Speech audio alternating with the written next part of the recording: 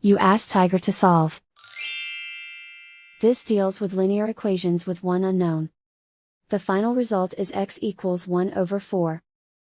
Let's solve it step by step. Simplify the expression. Group the coefficients.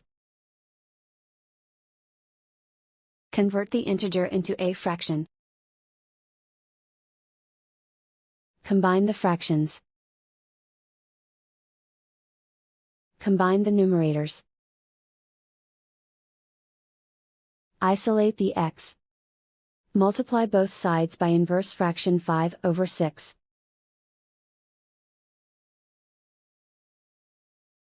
Group like terms.